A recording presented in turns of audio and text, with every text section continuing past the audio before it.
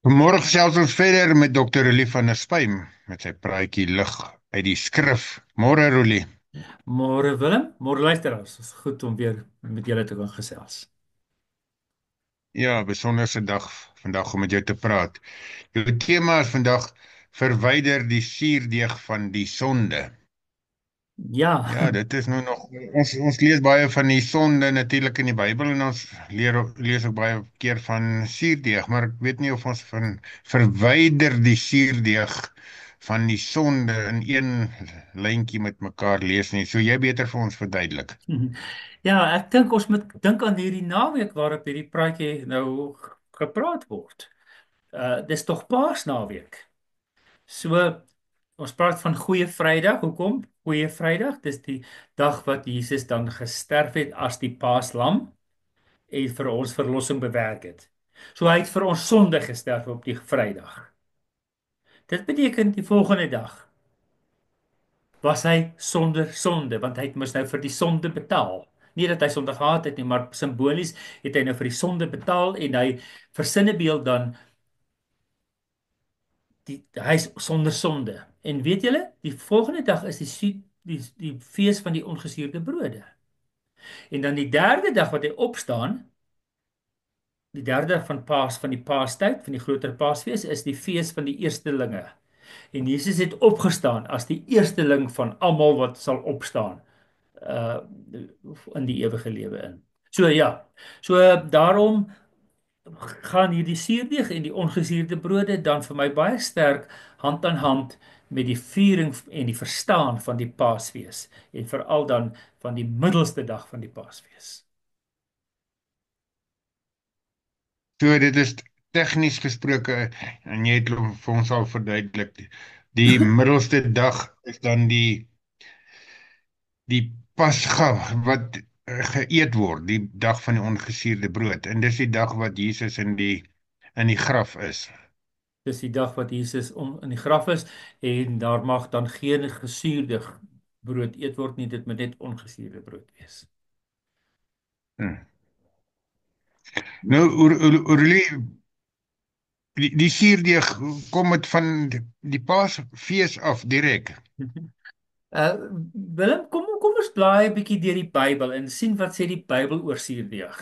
En hoe konnekteer hoe word dit gesien in die Paasfees self?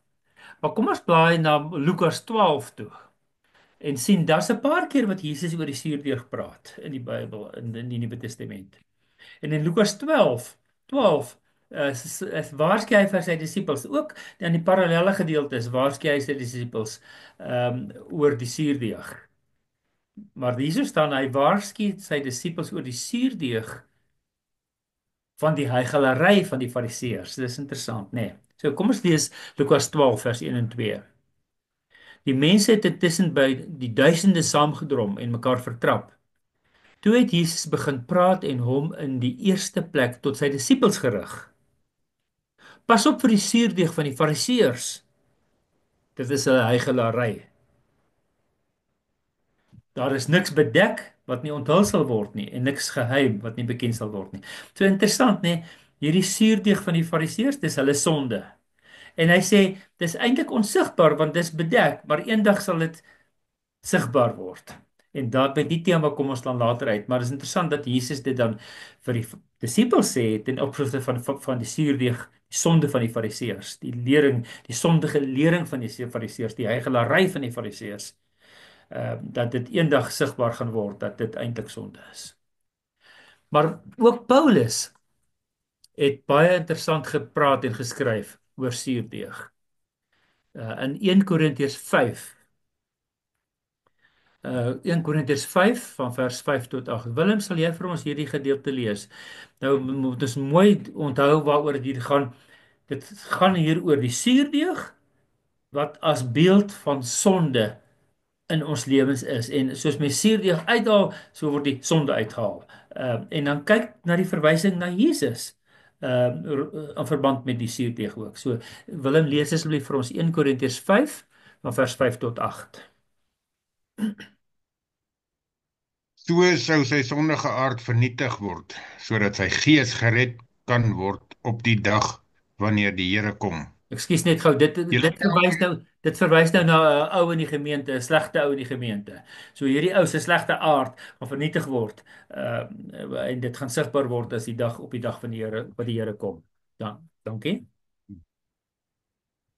julle selfverheffing is nie mooi nie. Weet julle nie dat 'n bietjie suurdeeg die hele deeg deurtrek nie? Verwyder dan die ou suurdeeg sodat julle nuwe ongesuurde deeg kan wees. En dit is julle ook werklik. Ons paaslam is immers geslag. Dit is Christus. Laat ons dan fees vier. Nie met ou suurdeeg of met die suurdeeg van onsedelikheid en ander sonde nie, maar met die ongesuurde brood van reinheid en waarheid. Ja, dit is vir my 'n verskriklik treffende gedeelte om vir my te sê wat is die simboliese waarde, wat vir sinbeeld wat suurdeeg vir Paulus dan daar in die Nuwe Testament, né? Julle selfverheffing is nie mooi nie. Weet julle nie dat 'n bietjie suurdeeg die hele deeg deurtrek nie? Met ander woorde, hulle selfverheffing, wat is dit? Wat is hulle groot pratery? Hoogmoed. Hoogmoed, daar's die regte woord. Hulle hoogmoed is so suurdeeg in die gemeente. En as jy hoogmoedig is en daai is hoogmoedig, dan hierdie hoogmoed van julle, hierdie selfverheffing van julle gaan die hele gemeente later sleg maak. Weet julle nie dat 'n bietjie suurdeeg, met ander woorde 'n bietjie sonde, die hele gemeente, die hele deeg deurtrek nie. Dan staan daar: "Verwyder dan die ou suurdeeg, sodat julle nuwe ongesuurde deeg kan wees." Maar verwyder hierdie sonde uit julle lewe uit, dat julle soos brood sonder deeg, sonder suurdeeg, mense sonder sonde kan wees. Want hy sê, want dit is wat julle werklik ook is, omdat julle gelowiges, Christene is.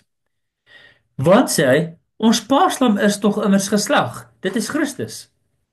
So omdat Christus vir ons sonde gesterf het en die sonde verwyder is ons nou soos brood waarvan die suurdeeg verwyder is.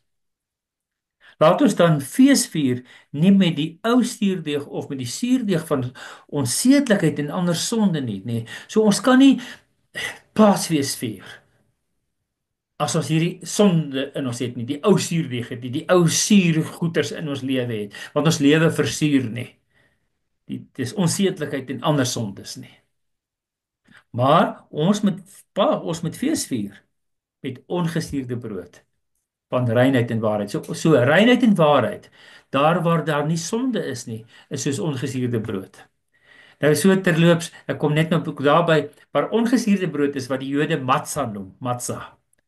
En daaroor eet die Jode ook dan matzah, ongesuurde brood, tydens Paasfees. Maar kom ons kyk na ander verwysings hier in die Bybel. Waar kom hierdie verstaan van suurdeeg vandaan? In Levitikus 2 uh vers 11 is daar alreeds so 'n verwysing. In Levitikus 2 vers 11, daar staan: "Geen graanoffer wat vir die Here aangebied word, mag suurdeeg in hê nie."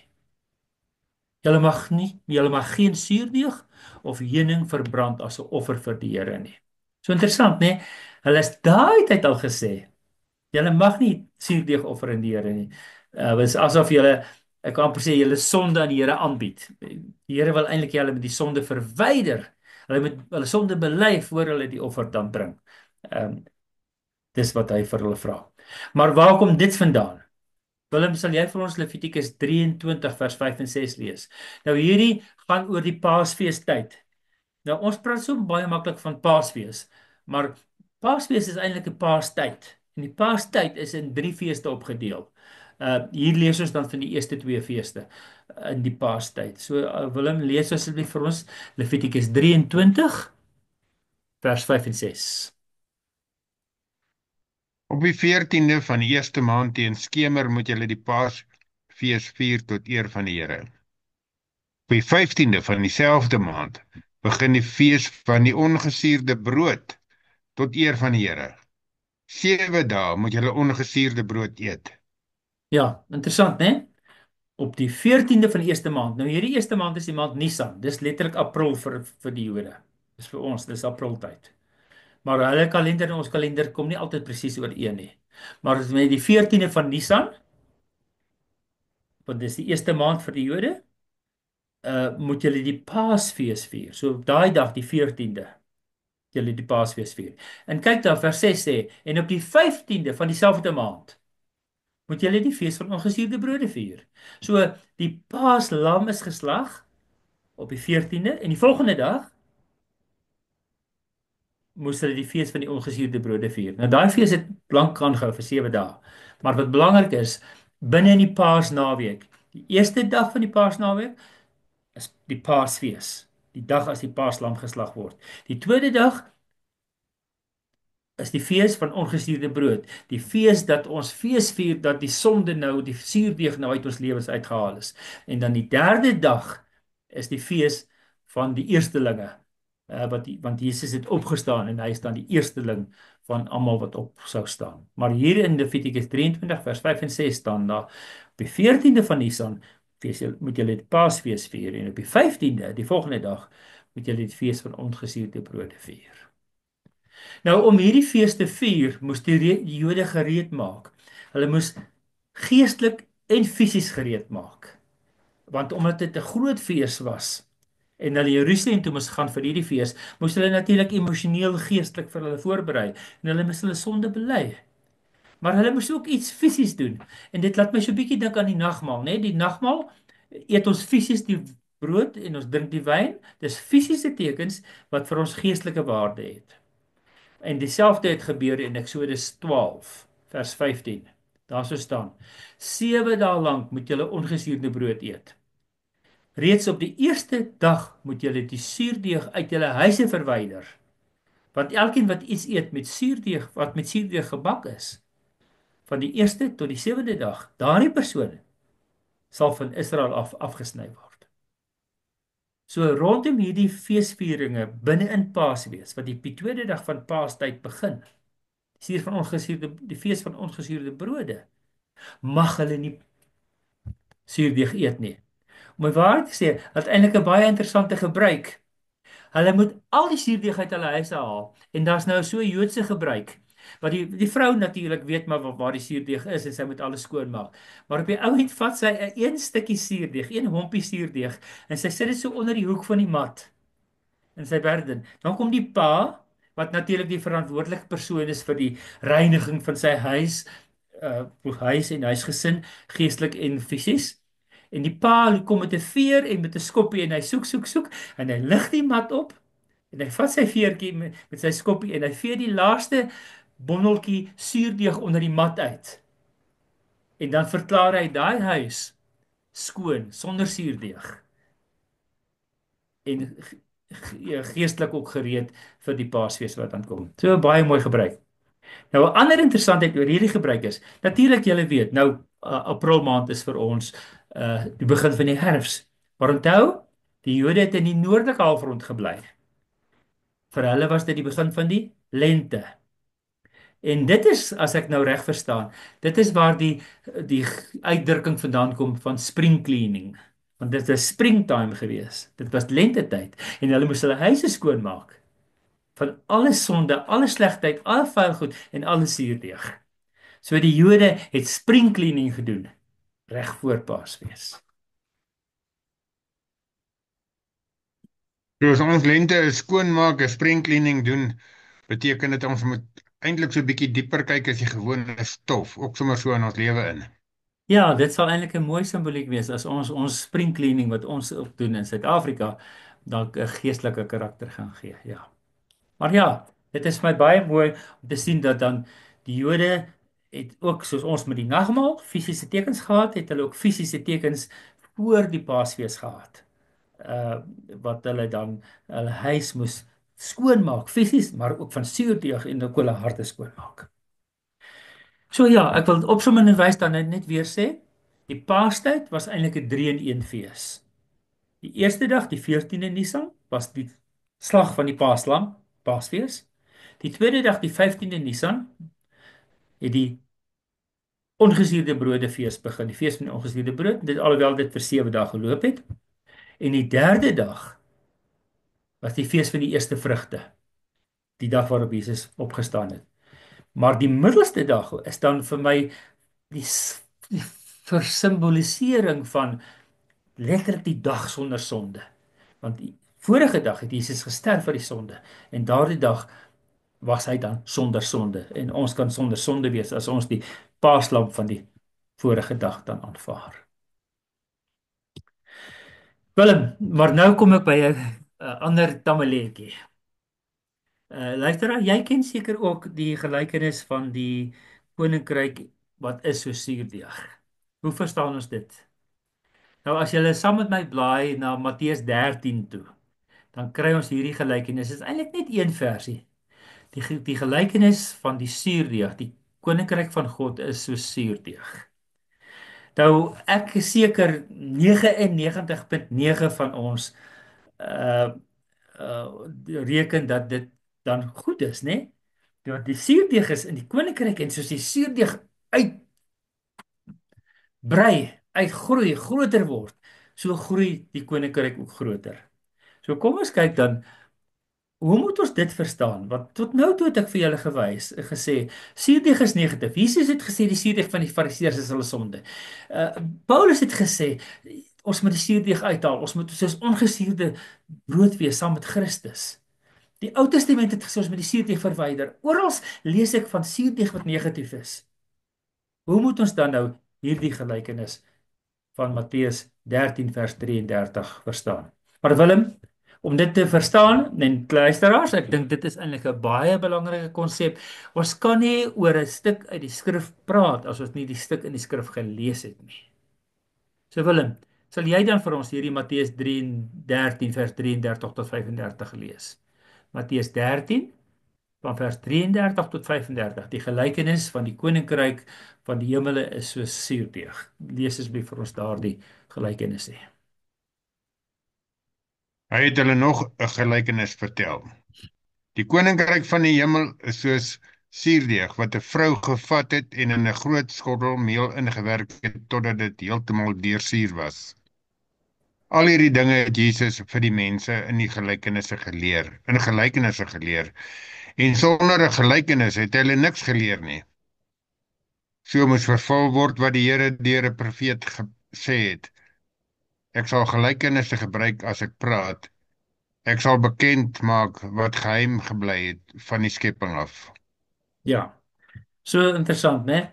Hierdie gelykenis, die koninkryk van die hemel is so suurdeeg wat 'n vrou gevat het en 'n groot skottel ingemeng het, né? So ons verstaan dan almal dat dis hoe die koninkryk van God groei. Ehm maar my vraag is, sou mens die suurdeeg in die gelykenis van die koninkryk anders kon verstaan? Veral omdat ek nou die vorige dinge uitgewys het, wat dit lyk of suurdeeg altyd negatief is. So Willem, 'n belangrike konsep soos wat jy seker as dominee ook weet is, wat is die konteks waarin hierdie gelykenis voorkom? En baie dikwels moet ons ook sê, wat is die tema van die omringende verhale, gelykenisse ook? So kom ons kyk na hierdie twee aspekte en sien of ons dalk 'n ander verstaan kan kry van die suurdeeg en die gelykenis van die koninkryk. Wel, 'n deel van die antwoord is waarskynlik wat hy gesê het. En sonder gelykenis het hy niks geleer nie. So hier lees ons te midde van 'n klomp gelykenisse. Uh, nog 'n gelykenis, hierdie gelykenis ook, en dis hoe hy sê, hy leer hulle so met gelykenisse. Maar dit is interessant, daar staan in daai laaste versie: ek sal gelykenis gebruik as ek praat. Ek sal bekend maak wat geheim gebly het van die begin van die skepping af. So hy wil sê letterlik, daar's goed weggesteek. Daar's goed geheim. Daar's misteries. Die Griekse woord is baie keer misterie. Die misteries wat sigbaar sal word deur gelykenisse. En dit is eintlik nogal die tema wat ek wil hê waarna ons moet kyk. Nou natuurlik as Bybelvertaler het ek altyd een of ander saak met die vertalings.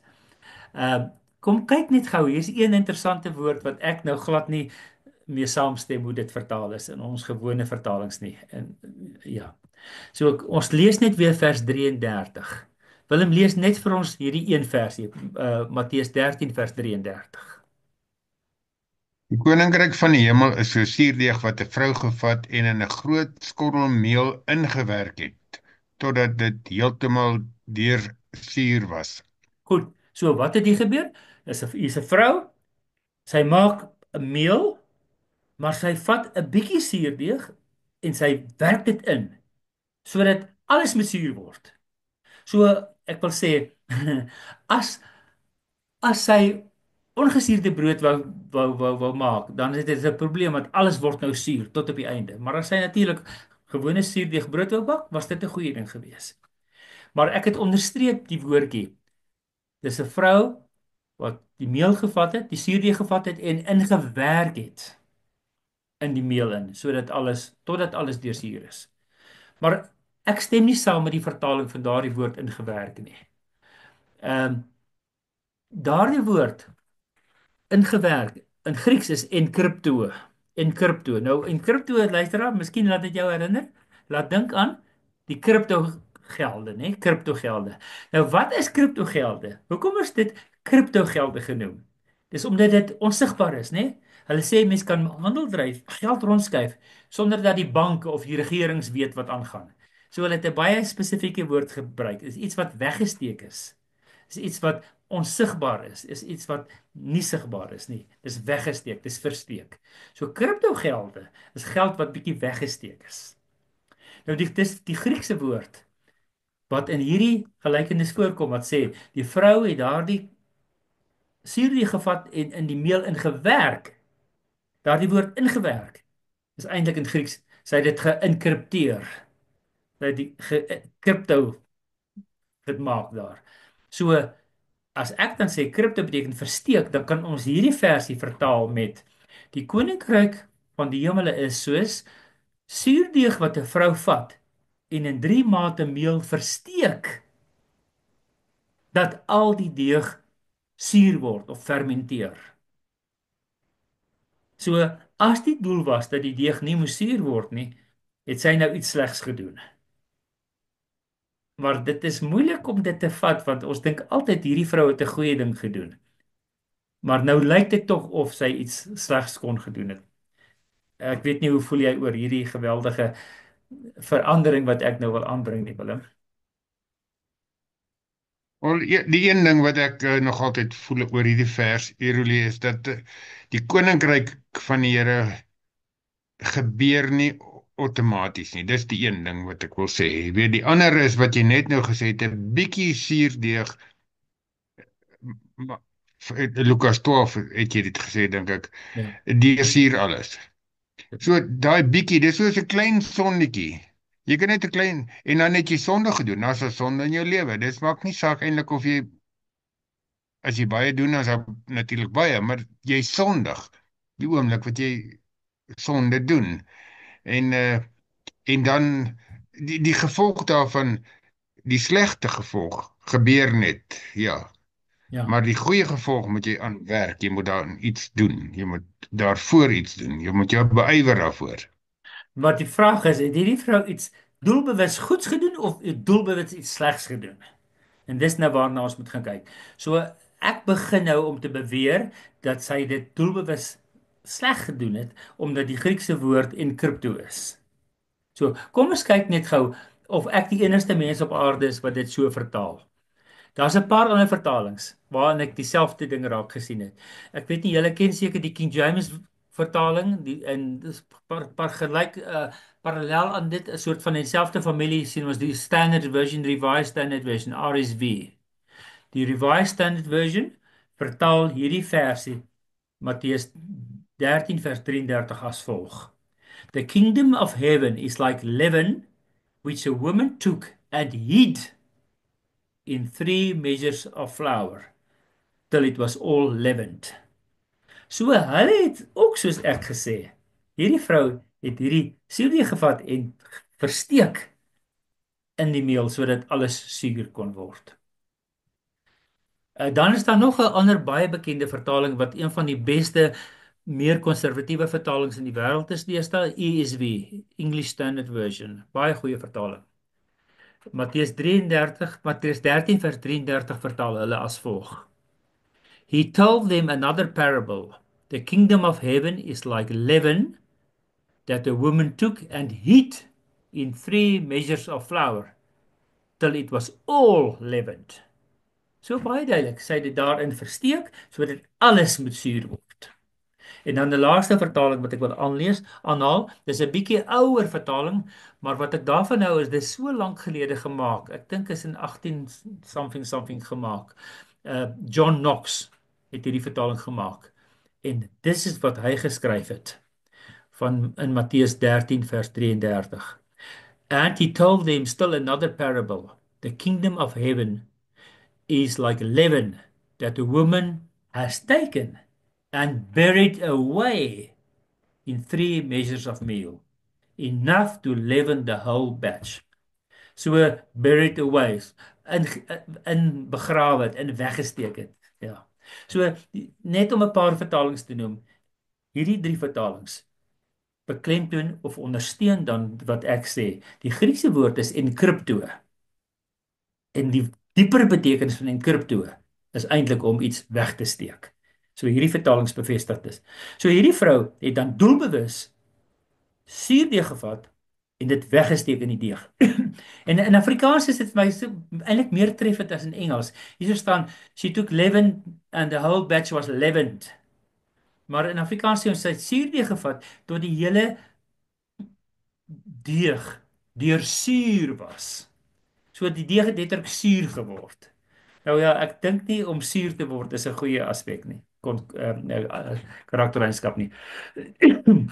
So dit te sien ons dan in Afrikaans. Maar kom ons kyk net wat ek net nou gesê het, uit watter konteks kom hierdie gelykenis. Willem, ja, ek weet nie of jy weet nie, daar is 7 gelykenisse in Matteus 13.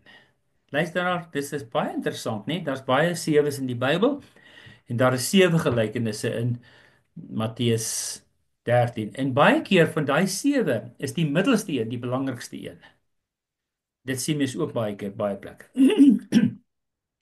Wat is die 7 Ja, gelykenisse? Rudy, ek wil net 'n opmerking maak. Jy weet, baie van die dinge wat ons lees ons net so, maar die oomblik wat ons dit werklik begin tel en onderskei en dissekteer, wil ek amper sê, die struktuur, dan sien ons dat die skrywer baie moeite gedoen het om struktuur vir ons met die struktuur 'n boodskap te gee. Dis Ja, nie net sommer per toeval dat daar 7 is nie. Die 7 is volmaak of 'n getal van volmaaktheid. En ons hoor baie 7 soos jy 7 dae van die week onder andere. En en dit baie van hierdie struktuur ondersteun dit wat geskryf word. Dit bevestig wat geskryf word met die woorde, die hele struktuur wat elke keer vir ons gegee word. ja. En die 7 is baie keer soos 'n spiraal. So die middelpunt is die middelste van die 7 wat dan eintlik die fokuspunt is, die belangrikste een is ook. Goed. Wat is die 7 gelykenisse in Matteus 13? Kyk gerus saam met my asseblief. In vers 1 kry ons die gelykenis van die saaiër. Nou dis bietjie lank en daar's ander verduidelikings dan. In vers 24 kry ons die gelykenis van die koring, né, wat gesaai word. By vers 31 kry ons die gelykenis van die mosterdsaad. Dan vers 33 is hierdie gelykenis van vanoggend, die gelykenis van die suurdeeg. Vers 44 die gelykenis van die skat wat die ou ontdek het. En dan vers 45 gelykenis van die parel wat die ou ontdek het. En dan in vers 47 gelykenis van baie visse, 153 visse. Nou Willem, as ek dit nou so noem, dan sien mens nou nie eintlik iets wat baie besonders is nie. Maar wat kan jy my vertel? Wat het gebeur by die gelykenis van die saaiër? Was al die grond goed geweest of is daar iets wat hulle nie gesien het nie? As jy nou as 'n boer so gesaai het soos hierdie saaiër, sou jy nou happy gewees het, tevrede gewees het, want oral waar jy gesaai het, was dit goeie grond geweest of was dit nie oral goeie grond daar nie? Maar by die saaiër was daar sekere dele wat nie goed was nie en hy kon dit nie sien nie. Ja, die feit dat sekere grond klipperig was, rots onder gehad het, was versteek geweest. Die versteekte rots onder die grond was nie vir die ou sigbaar nie. Die volgende gelykenis, die Hierdie gelykenis van die, vlakgrond. ekskuus, Die vlakgrond. die vlak grond, ja, die grond met die rots Ja, onder, ja. ja, Ja, ja. ja, is reg, ja. Maar die gelykenis van die koring, was hy tyd net goeie koringsaad gesaai en op die ouend goeie koring ingeoes of wat het daar gebeur? Jy sit maar net nee, dink hierso, want die koring was daar en in die geheim is daar onkruid. En eers het hulle nie gesien nie en toe later van tyd kon hulle nie uitkry nie. So dit was ook so soos onkruid kom, dit kom ook ongesiens in die geheim en versteek. Hy Versteek. laat jou dink daar's niks nie tot op 'n dag. Ja. Hmm. En wat interessant, wat het gebeur? Die helpers het gesê, moet ons nou nie daai bossies uittrek nie, die onkruid uittrek nie. Toe sê die Here, nee, die dag as ons die oes insamel, dan sal ons skei tussen die goeies en die slegtes. So, dis was versteekte, slegte saad wat deur die bose doelbewus gesaai is. Dis gesien mettertyd, maar dit het tot volle uitwerking gekom op die ou end. Goed, dan die gelykenis van die mosterdsaad. Nou dis 'n bietjie 'n moeiliker een. Dit word altyd gesê die kleinste saadjies wat gesaai is, het 'n groot boom geword, maar dan het die voëls gekom en die sade begin oppik. So is 'n bietjie moeilik, maar die gedagte van dit was onbekend, onbewus, dit was nie gesien nie, die feit dat die voëls dan hierdie saad gaan kom oppik. So dit was die negatiewe aspek daar. Dan kry ons die gelykenis van die suurdeeg van vanoggend. Die volgende gelykenis in vers 44 is die gelykenis van die skat. Wat het daar gebeur?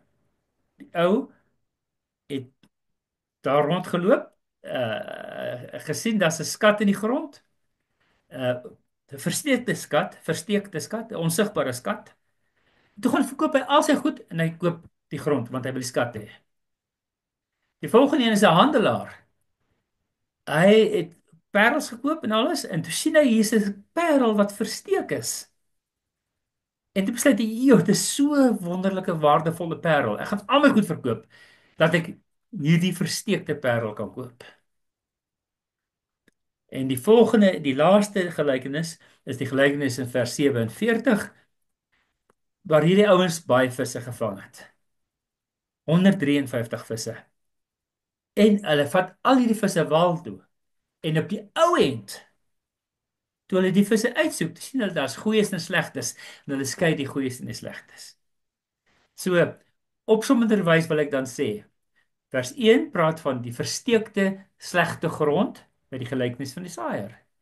Vers 24 praat van die versteekte slegte saad van die onkruid met die gelykenis van die koring. Vers 31 praat van die versteekte neste van die voëls wat die saad kom vreet het by die mosterdboom.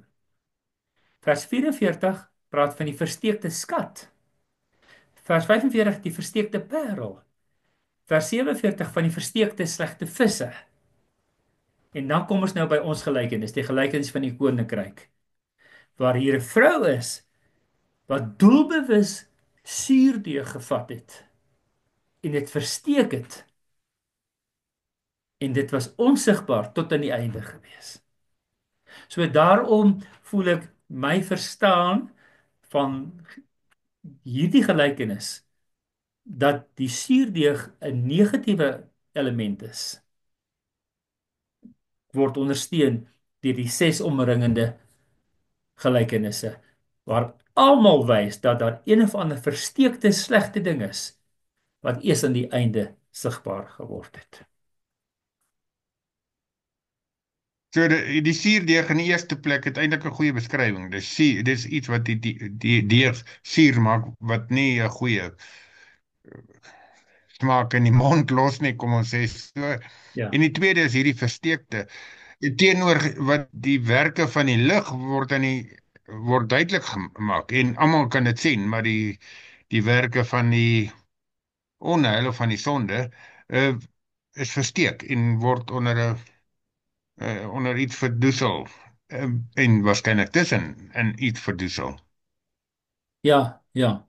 Ja, dis baie duidelik. al sewe hierdie gelykenisse is daar iets onsigbaar, iets wat of net daar was of doelbewus versteek is. Interessant in vers 44 die versteekte skat. Daar sou staan daai skat was ook geënkrypto, hy's versteek. Ja, maar oral in al sewe hierdie gelykenisse wat die konteks is waarin die gelykenis van die suurdeeg voorkom, is daar altyd iets wat versteek is wat net op die ou end sigbaar geword het.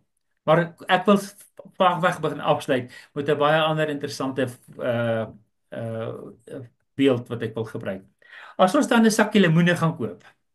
Nou ek weet nie of julle weet nie. Ek het dit al gesien met tomaties of miskien piesangs of iets dat die verkoper veral as jy nou op 'n groot mark gaan koop. Julle weet ek wat so in die Midde-Ooste baie keer rondreis en goed by 'n mark koop. Daai ou steek letterlik die swakker een, die slegter een weg. En as jy dan nou 'n sakkie lemoene koop en die verkoper het 'n slegte lemoen in die sakkie ingesteek. Wat gebeur met daardie hele sakkie lemoene as daar een versteekte slegte lemoen in die middel is? Ja, eerste word die naaste aan hom sleg en dan word dit sommer hele spulletjie rondom na 'n sleg geluid. Ja, en jy weet dit wat met 'n vrot lemoen gebeur, hy fermenteer. Dis letterlik wat suurdeeg maak. Suurdeeg fermenteer die deeg. Dit maak dit sleg. En daaroor wil ek sê, Hmm. of ons kan dit ook mif noem. Hierdie lemoen het gemif, nê. Nee. Ek wil sê die koninkryk van die hemele is nie soos mif nie. Die koninkryk van God is nie soos 'n sak gemifte lemoene nie, of bietjie beter gestel. Die koninkryk van God kan vergelyk word met 'n sak lemoene waarin daar een slegte lemoen versteek is wat die hele sak kan sleg maak. So, dis 'n aktiewe daad van iemand wat een slegte suur gemifte gefermenteerde lemoen versteek het wat die hele sak suur maak. So miskien as ons die lemoen beeld mooi verstaan, kan ons dalk weer herdink aan die beeld van die suurdeeg in die koninkryk. Daar is altyd iets slegs in die koninkryk, nê? Nee? En ek dink dit is iets wat ek nou vanoggend geleer het ook met al hierdie sewe gelykenisse.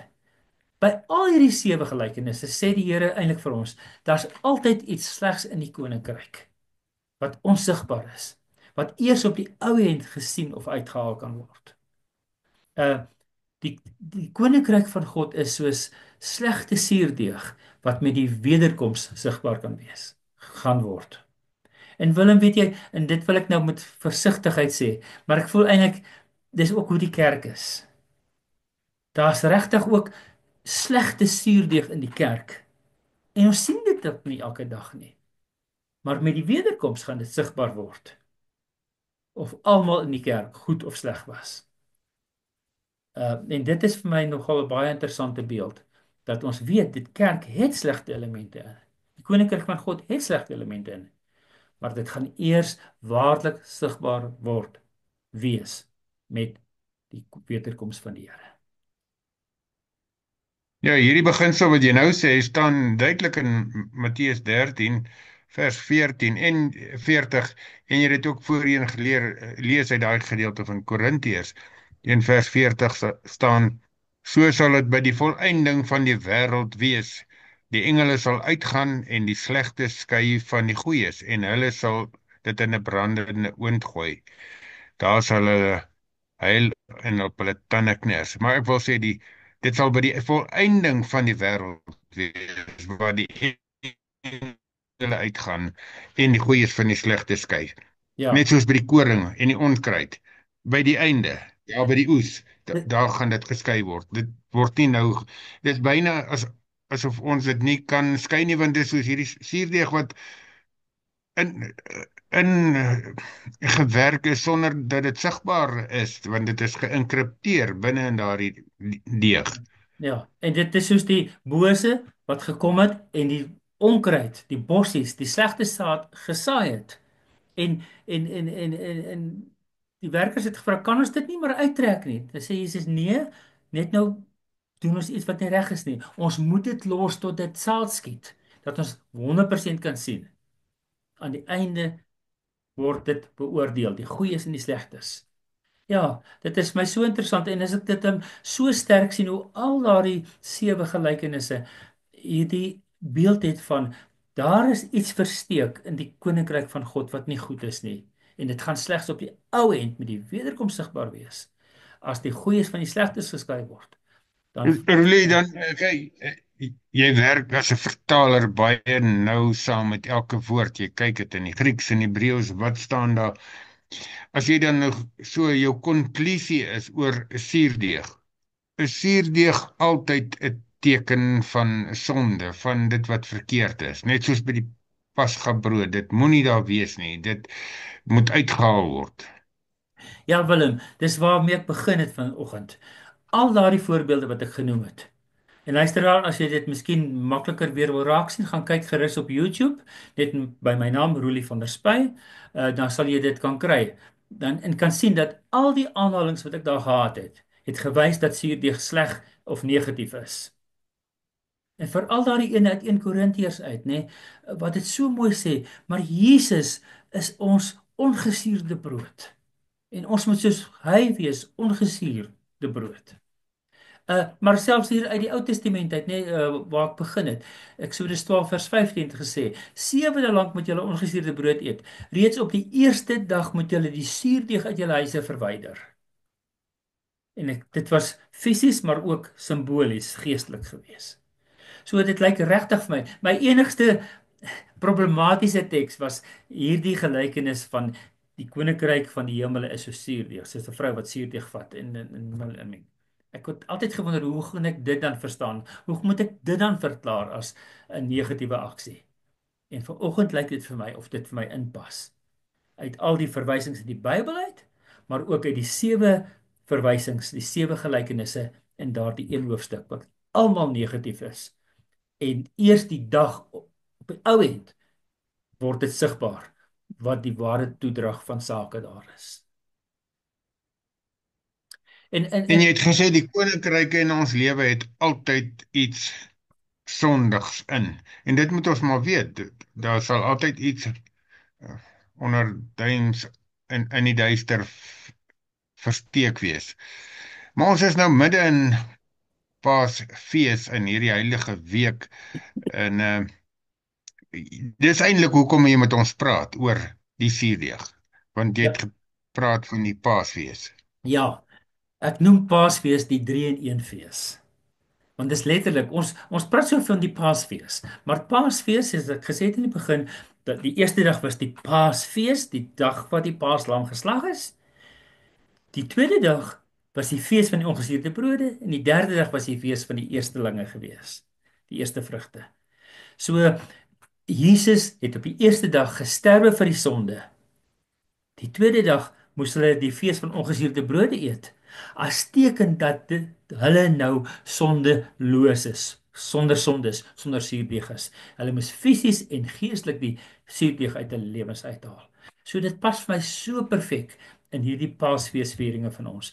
En dit het vir my soveel ryker betekenis gegee aan my viering en verstaan van Paasfees, omdat ek begin verstaan het dat suurdeeg 'n teken van sonde is.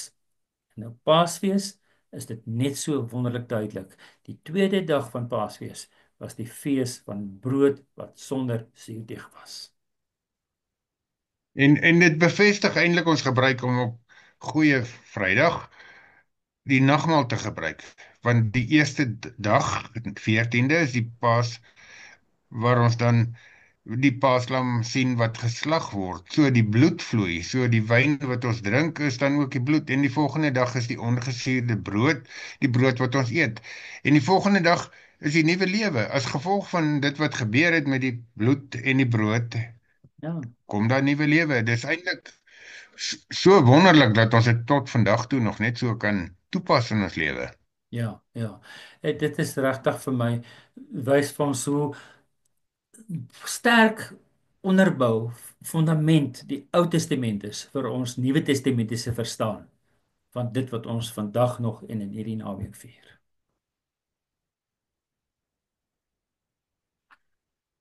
Ja, Rulen, is dit jou laaste woord of gaan jy ons wegstuur met iets besonders? Weet jy Willem, ek wil dan sê volgens my verstaan en dit wat bevestig word dan deur 1 Korintiërs 5 ook, nê. Kom ons verwyder dan die suurdeeg van die sonde uit ons lewens, sodat ons soos Christus en saam met Christus ongesuurde brood sal wees.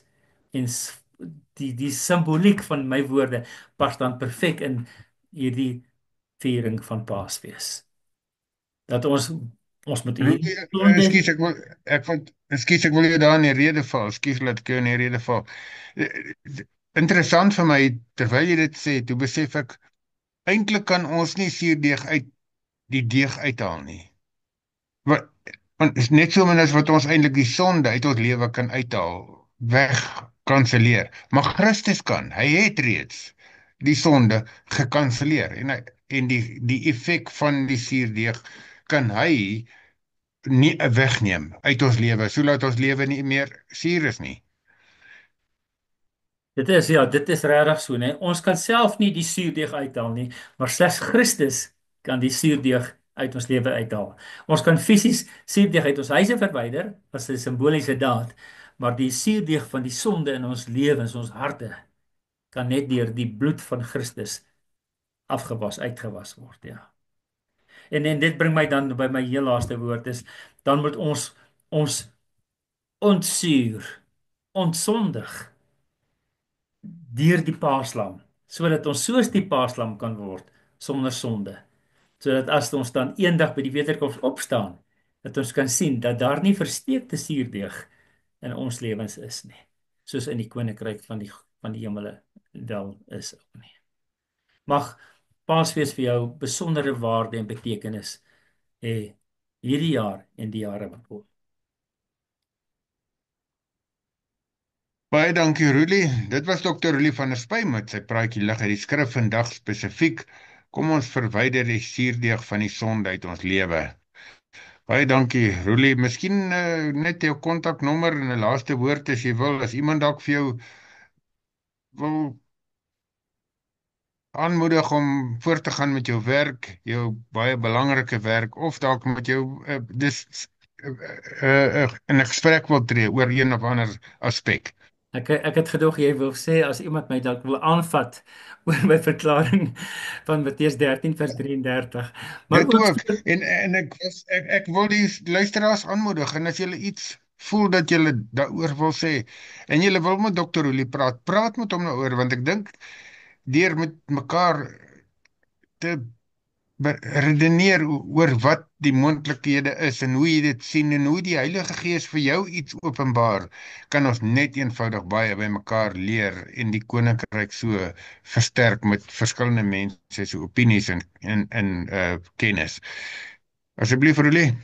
ja, nee, regtig as jy nie saamstem met my verklaring van die gelykenis van die suurdeeg nie, wil ek graag hoor hoe jy dit dan verklaar as alle ander plekke redelik duidelik is dat dit wys dat suurdeeg negatief is. Maar baie dankie. Ek sal graag daaroor wil gesels en redeneer. My nommer waarop jy my kan kontak is 074 419 8353. Baie dankie, baie seën.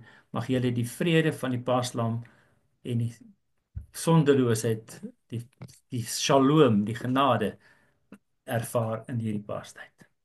Seën vir julle. Dankie Rolie, tot 'n volgende keer.